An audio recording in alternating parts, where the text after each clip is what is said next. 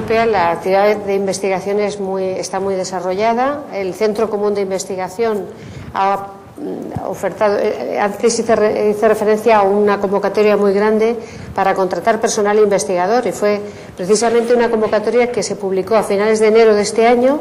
Se han presentado muchísimos españoles, ya te digo, un 25% de los candidatos totales son españoles, y sabemos que un 25% han sido seleccionados, o sea que están en esa lista de reserva a la que acudirán los organismos de investigación para reclutar a esos candidatos. La expectativa del futuro inmediato es de crecimiento de la actividad de algunas agencias que se dedican a la investigación y de que haya un reclutamiento bastante considerable de agentes contractuales en el ámbito de la investigación. Quizás para completar y para que se haga una idea, porque efectivamente esta convocatoria fue de un número muy considerable de vacantes, 600, como se acaba de decir. Para que se dé una idea y para ver si es probable que encaje en su perfil. Había 100 vacantes ciencias naturales, 180 ciencias cuantitativas, 150 ciencias humanas y sociales, 110 agricultura, medio ambiente y ciencias de la tierra, 60 ciencias de la salud, con lo cual el abanico es muy amplio, o ha sido muy amplio en esta convocatoria. Hola, buenos días. Soy Patricia Llopis, soy estudiante de segundo año del máster y me gustaría hacer una pregunta, pero más desde el punto de vista de opinión. Es una pregunta doble. En primer lugar, ¿cómo cree que podría beneficiar para trabajar en la Unión Europea tener el título de doctor por la Facultad de Derecho? Y la segunda pregunta es si entrar y cursar un máster en el Colegio de Europa de Brujas puede abrir las puertas también para la Unión Europea. Gracias. Tener el título de doctor para una posición en la que se requiera experiencia profesional es muy útil, porque el tiempo del doctorado computa como experiencia profesional, aunque no les haya sido retribuida. Entonces, eso es un mérito que tú, en una posición para la que se pide un perfil en el que se exige experiencia, pues ya el doctorado te aporta 2 años, o el tiempo que has estado cursando el doctorado, te aportaría esa experiencia profesional. Y en cuanto al Colegio Europeo de Brujas, no existe una relación directa. Es verdad que quienes estudian en el Colegio Europeo de Brujas, como es una institución muy prestigiosa, donde la formación es de mucha calidad, es gente que ya tiene una vocación europea y muchos acaban trabajando en las instituciones europeas, pero no te da ningún mérito a la hora de presentarte a un concurso, un mérito que sea evaluable. Yo, si me permitís, una última pregunta vinculada a lo que acabas de decir, porque a mí me la han hecho alguna vez. La cuestión de la edad. Es decir, en las oposiciones españolas, uno cuando quiere hacer judicatura, notaría, tienes que empezar jovencito porque no te vas a poner a los 40 años a opositar. Entonces, ¿qué relación hay de la edad? Es decir, para una posición europea tienes que ser joven, o al revés. La respuesta más o menos la acabas de dar implícitamente, pero yo creo que es un mensaje que tiene que también quedar claro aquí. La mayoría de gente sois gente joven, pero podéis conocer a gente que tenga más edad, y esa búsqueda de profesionales. ¿Hasta qué punto? ¿Cómo juega la cuestión de la edad? Muy buena pregunta. No hay límite de edad para presentarse a las oposiciones europeas. Las instituciones buscan, por un lado, personas sin experiencia, recién titulados, que para las oposiciones a AD5, pero también muchas de las ofertas están orientadas a personas que tienen experiencia profesional en un determinado ámbito. Por ejemplo, el día 5 de diciembre se va a convocar una oposición para ST3 de perfil generalista, con varios perfiles. Uno de los perfiles es en Derecho. Pues ahí lo que se pide es que los candidatos que se presenten tengan al menos 3 años de experiencia profesional en el ámbito del Derecho. Si la oposición fuera de AD6 o de AD7, la experiencia que se exige es de 6 años mínimo en un ámbito determinado. De manera que las instituciones, por un lado, buscan recién licenciados, pero por otro lado también están tratando de reclutar a personas con experiencia profesional en un ámbito determinado. Bueno, pues muchísimas gracias. Si os parece, vamos a clausurar aquí. Vamos con un poco de retraso, pero creo que era muy importante atender a todas vuestras inquietudes y dudas. Así que damos un fuerte aplauso a Isabel y Enrique.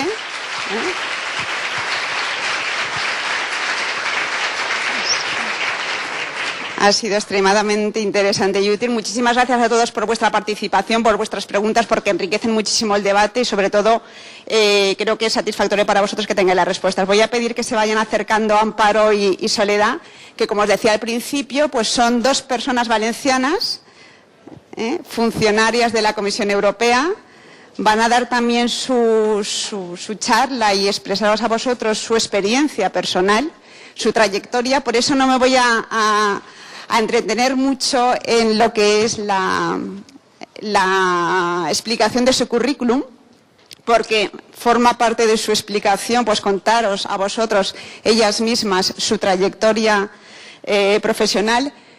Sí que me gustaría indicar que Amparo Roca Zamora es profesora de esta universidad, de la Universidad de Valencia, es profesora titular, está en el Departamento de Estructura Económica, especializada en Economía y en Políticas de la Unión Europea, y es coautora de uno de los principales manuales en este ámbito de la Unión Europea y la economía, esa Economía de la Unión Europea, cuya 8ª edición pues se acaba de publicar hace apenas 2 meses.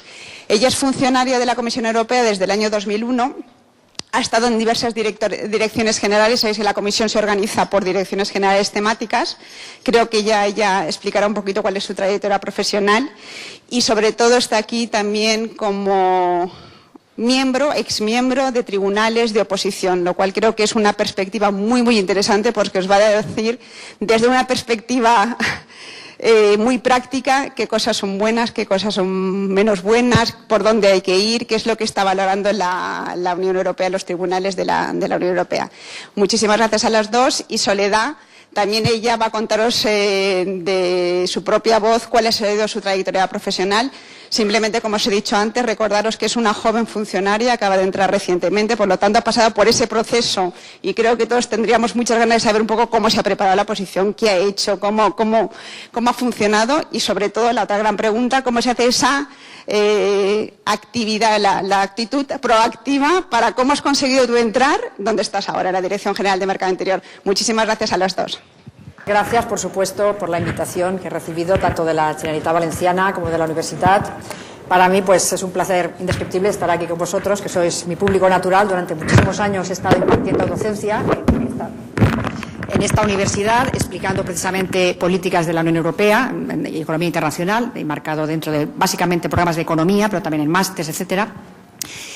Y realmente la motivación que me lleva a estar aquí es porque yo pienso que, en cierta manera, los que ya estamos, digamos, hemos pasado la barrera, estamos ya, el salto lo hemos dado, tenemos, en cierta manera, una especie de obligación moral de pasar el testigo a los demás, porque también nosotros en su día, yo también fui estudiante de económicas en esta facultad y no sabía qué hacer en mi futuro profesional, tenía una idea de hacer algo internacional y un día me vi en la puerta de la biblioteca un cartel que ponía Colegio de Europa y digo, uy, esto puede estar interesante. Estaba en quinto, tenía buen expediente académico, hablaba inglés y medio francés, vamos, tenía más o menos las 2 lenguas, y no a nivel perfecto, ni mucho menos, ni las sigo teniendo perfectas, todo hay que decirlo. Y conseguí una beca del INPIBA, que en aquel momento otorgaba becas para ir al Colegio de Europa, una para Derecho y otra para Economía. Y pues así empezó todo, justamente era el año que España entró en la Unión Europea, promoción Cristóbal Colón, nada menos, o sea, año 85-86. A partir de ahí volví aquí y ya empecé mi carrera universitaria, donde estuve, ya hice todo el proceso, la tesis, en fin, toda la carrera típica funcionaria, hasta ser titular de universidad, siempre centrada en temas europeos, como os digo. ¿Qué pasa? Que llegó un momento, el año 99, en que dije, bueno, voy a probar a hacer las oposiciones estas generales de economistas universales para todos los países. No las oposiciones que se convocan cuando un país entra, que entonces sí que hay unos cupos especiales, como por acaso ha habido, por ejemplo, para Bulgaria, Rumanía, etcétera, ¿no? Las aprobé y dije, pues, ¿por qué no ir a ver el otro lado de la luna, ¿no? La otra cara de la luna, decir, bueno, está muchos años explicando la teoría, vamos a ver esto por dentro qué pasa. Y efectivamente eso te da una visión muy enriquecedora que luego me ha servido, cuando luego posteriormente he vuelto a la docencia en algún periodo, para también enriquecer la visión que transmito a los estudiantes. Y deciros que un mensaje fundamental que os quiero transmitir, porque veo que el programa es muy amplio, lo que yo os quería contar, y el tiempo es muy escaso, pues va por delante. Uno de los mensajes principales que os quiero transmitir es que es cierto que estas oposiciones, muchos son los llamados y pocos los elegidos, esa es la verdad. Bueno, tengo aquí, antes habíais preguntado por estadísticas, yo aquí tengo, por ejemplo, todo el cuadro con las estadísticas de los que han pasado, se han presentado a la primera parte base de las oposiciones, que son estos test que se hacen por ordenador y donde, pues, aplicaciones, o sea, solicitudes, por ejemplo, en administración pública, que es donde más se presentan, donde cabe todas estas personas que no tienen un perfil claro de economía, derecho, sino que hay ingenieros, científicos, pues, por ejemplo, para AD5, en 2011, que fue justamente la convocatoria que Soledad aprobó, se presentaron 15.082 candidatos para AD5, para AD7, 8.500 y invitados a pasar a la siguiente fase, que es en la que yo he participado, la fase que ya donde presencialmente se hace una serie de entrevistas y exámenes básicamente orales, solamente 147 para AD5 y 75 AD7. Aprobados al final, o sea, seleccionados para un puesto, 49 AD5, 25 AD7. O sea, que veis que el proceso de selección es fuertísimo y, confirmo totalmente la opinión de Isabel de que lo que hay que hacer es presentarse. O sea, que no hay que tener miedo de decir, oye, con esas cifras, ¿dónde voy yo? No. O sea, no os creéis barreras mentales ex ante, ya os las crearán después y vendrán. Entonces, para mí eso es un mensaje fundamental. Y que si a la primera no lo conseguís, si un año no lo conseguís, probéis al siguiente, que no pasa nada, es que no perdéis nada, el no ya lo tenéis. Entonces, para mí eso es fundamental, porque es verdad que los españoles, ya no digo vosotros, pero tradicionalmente sí que un poquito acomplejado, fíjate, que el inglés, y es verdad, y es una también de las cosas que os quería decir. El inglés es algo que no solamente muy bien, como ha comentado antes Enrique, sino extremadamente bien lo tenéis que tener si pasáis a la fase del Assessment Center y os tenemos que hacer entrevistas. Porque, como muy bien ha dicho Isabel, en muy poco tiempo tenéis que mostrar lo que sois y lo que valéis. Y ya podéis valer maravillas que si el medio de comunicación básico, que es el inglés, no lo tenéis súper fluido, pero súper, porque estamos hablando de exámenes básicamente orales, la prueba del ejercicio de grupo, fundamental, pues vais a tener ahí un hándicap, una desventaja comparativa que os va a tumbar así. Entonces, eso sí que lo digo porque yo entiendo que aquí también veo muchas caras súper jóvenes y me entiendo que hay gente que todavía está estudiando y que todavía tiene tiempo de pensarse si esa puede ser su opción de futuro. Entonces, las competencias de las que voy a hablaros se trabajan. O sea, voy a poner aquí un abanico de lista de posibles competencias y diréis, ostras, ¿cómo hago yo eso?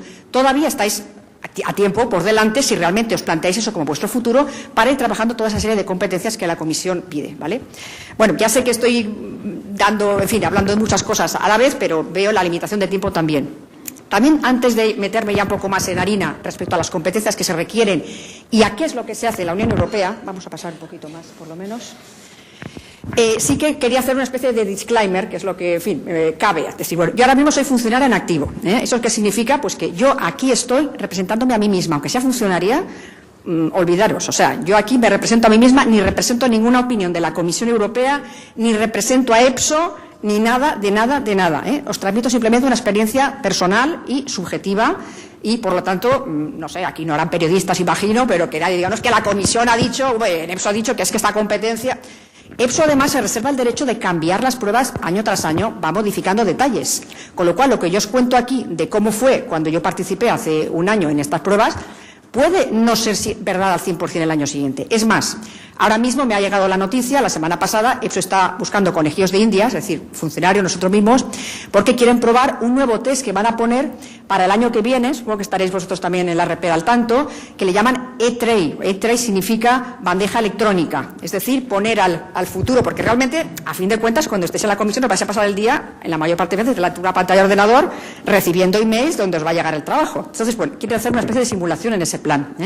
Entonces, va a ser bastante complicadillo, porque claro, ya poner una simulación así real, te van a ir pasando emails, aumentando la velocidad conforme pasa el tiempo. Bueno, entonces, ¿qué quieren? Coger a funcionarios como yo, por ejemplo, gente ya de funcionarios ya con cierto grado, y ponerlos a testar, a probar, a ver, y que nosotros hagamos críticas al sistema, si funciona o no, si se pasan de difícil, o en fin.